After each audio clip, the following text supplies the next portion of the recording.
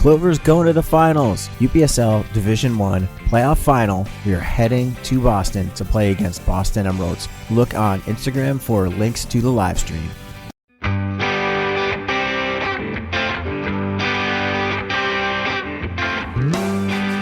Welcome to the Pink and Green Podcast, where we explore the rise of Vermont soccer through the lens of community, culture, and the game itself, featuring stories from Vermont Clover FC.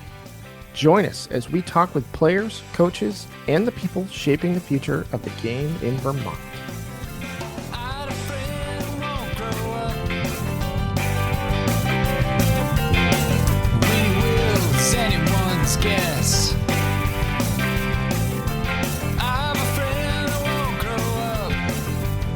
Welcome to the Pink and Green Podcast. I am AJ Murray, and this is Chris George. Chris, how are you doing today?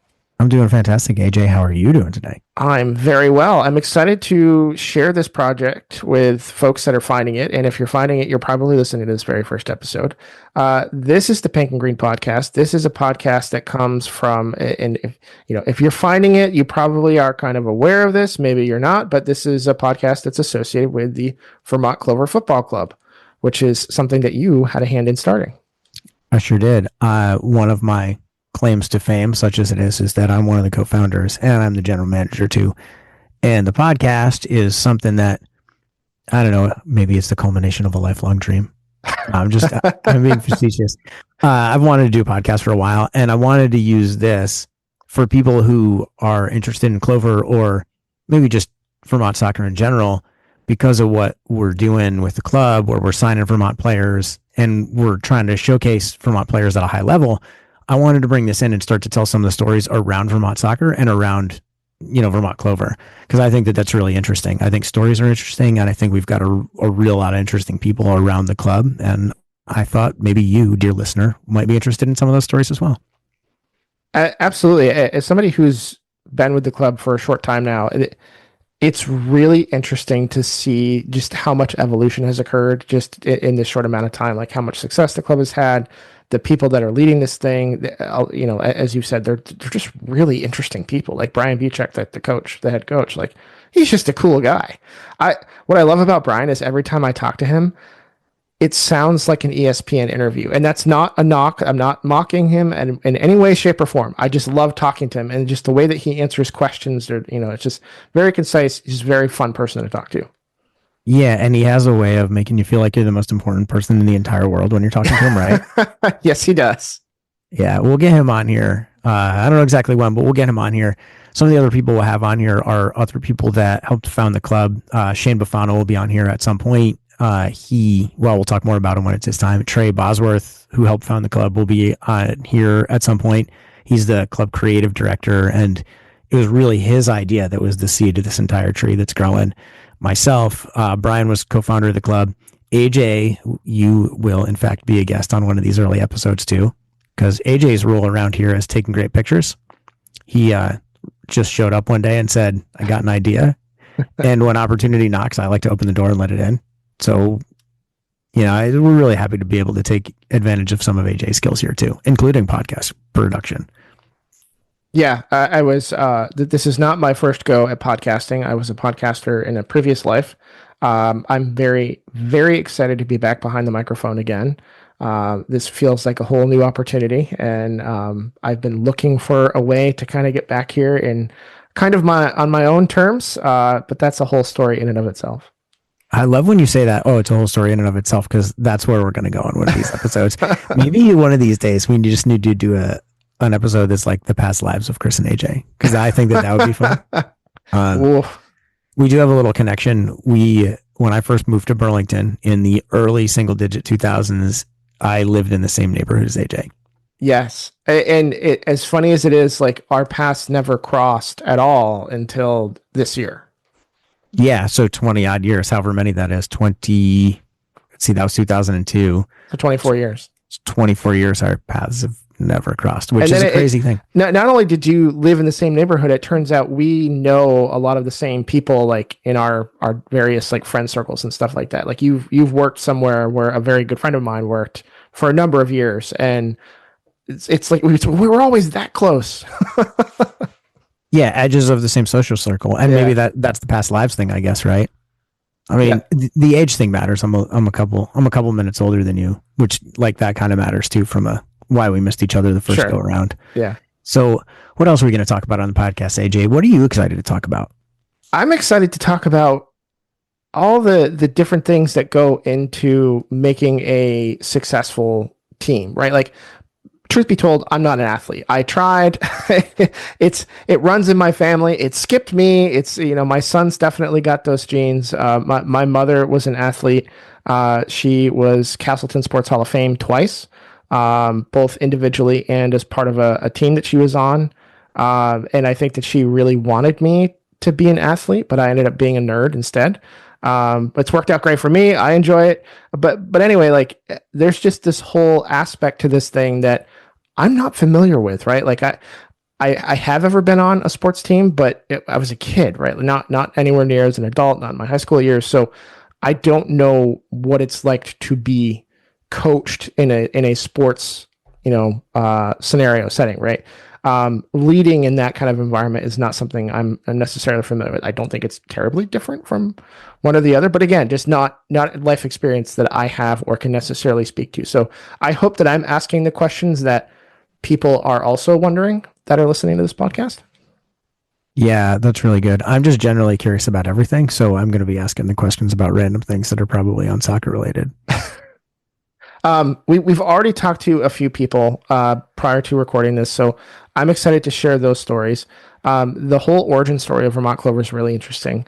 Um, and then there's also some really just fun soccer history pieces that we've kind of grazed here and there. So I want to dive down to those a little bit deeper.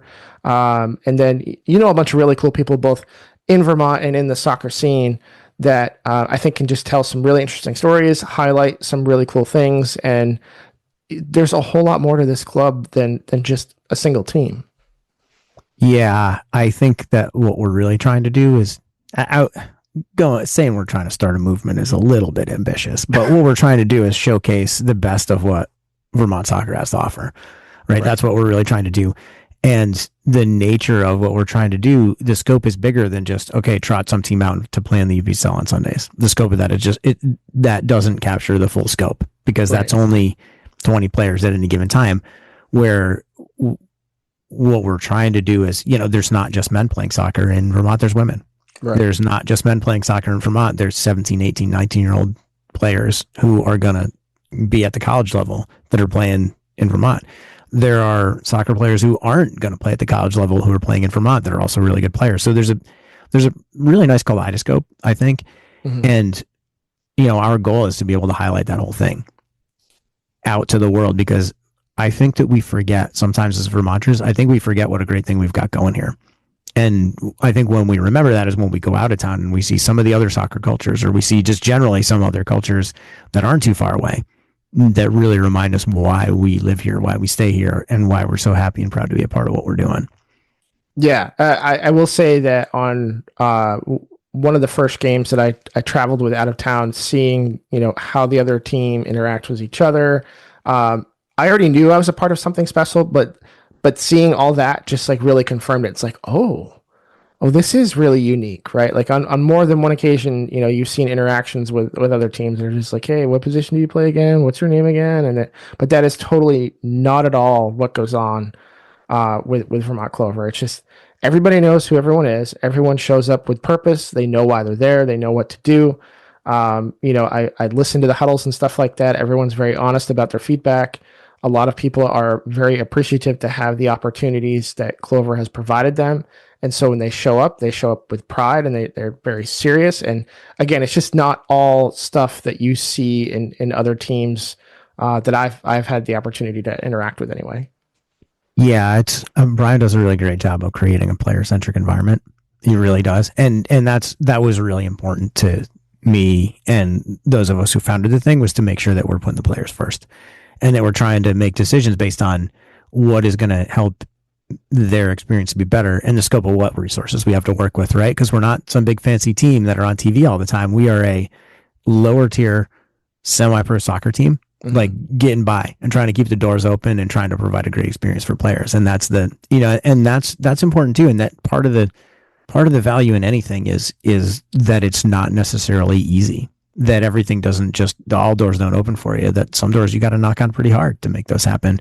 And I think what will inevitably be a part of this podcast is us talking about some of those stories of, who we're working with and how we're keeping the lights on and things like that.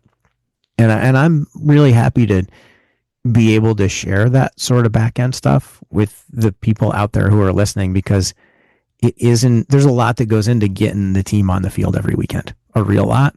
And I think that people, Vermonters especially, really appreciate the hard work that goes into getting not just a team on the field, but getting the broccoli on the table, right? Or getting the maple syrup on your pancake.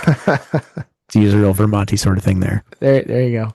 So I think we probably should have stated this up front, that even though it's called the Pink and Green Podcast and it came out of Vermont Clover Football Club, this is not a Vermont Clover centric podcast. I think we are going to try to highlight more of the larger soccer scene here in Vermont. We're probably going to talk to other teams, other coaches, get some different perspectives.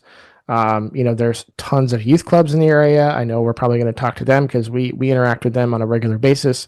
We have them out to the games. They get to do the walk up with the team. They play little scrimmages during halftime. It's really one big community here. And, through my involvement with Clover, I've gotten to meet a lot of these different folks in the community. I mean, my own son plays, so I have ever done a little bit of interacting here and there, but I've been exposed to so much more of it than I have been otherwise. And it's just been really fun to be a part of. Yeah, it's been great to have you, man. And the work that we do with some of the youth teams is some of the most important stuff we do. We couldn't be here without the clubs, right? Yeah. Because they are the roots. They are the ones that help instill the love in players and keep them going. And they're the ones doing most of the development that allow us to roll out a really highly competitive team on the field. We can't do that. We're not trying to do that.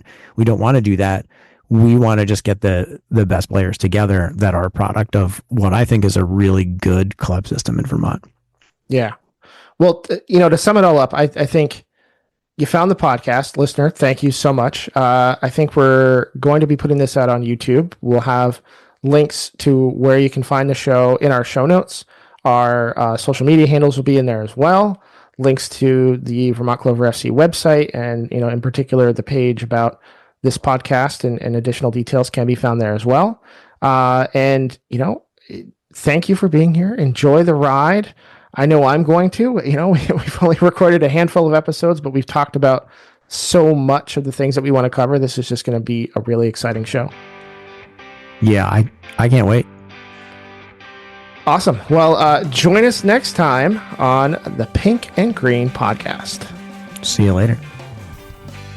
That's going to do it for today's episode of the Pink and Green Podcast. A huge thank you to our guests for joining us and sharing their story. If you enjoyed today's conversation, be sure to subscribe wherever you get your podcasts and leave us a review. It helps more people discover the growing soccer community here in Vermont. You can follow Vermont Clover FC and the Pink and Green Podcast on social media for updates, match coverage, and behind-the-scenes content throughout the season. Thanks for listening, and we'll see you next time. Until then, keep supporting local soccer and keep the game growing.